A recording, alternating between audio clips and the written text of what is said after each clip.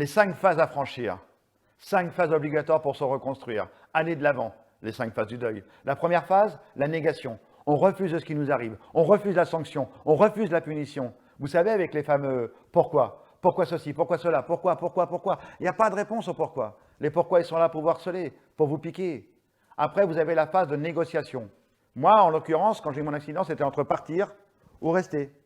Il y a une partie de mon cerveau qui dit « laisse tomber, c'est fini. Tu ne feras plus jamais rien de ta vie, mon gars. C'est terminé maintenant. » Et il y a l'autre partie qui dit « attends, peut-être que. Peut-être que. » Après, vous avez la phase de dépression, la fameuse phase de colère, la terrible phase de colère, et enfin la phase du retour à la vie, l'acceptation. Mais surtout les 5 phases que je viens de vous expliquer, il n'y a pas d'ordre prédéfini. Et surtout, il n'y a pas de durée de temps prédéfinie. Une phase peut durer un jour, une semaine, un mois, un an, ou toute la vie. On peut rester bloqué sur une phase toute sa vie, si on n'a pas une épaule avec qui parler, avec qui s'exprimer, et pourquoi pas avec qui pleurer. Donc n'hésitez pas, demandez un coup de main, parlez de vos 5 phases.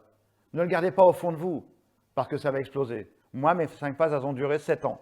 Pendant 7 ans, j'ai passé ces 5 phrases. Elles sont passées de A à B, de B à C, ainsi de suite. Elles se sont mélangées pendant ces 7 ans. Et un jour, je me suis reconstruit, j'ai accepté.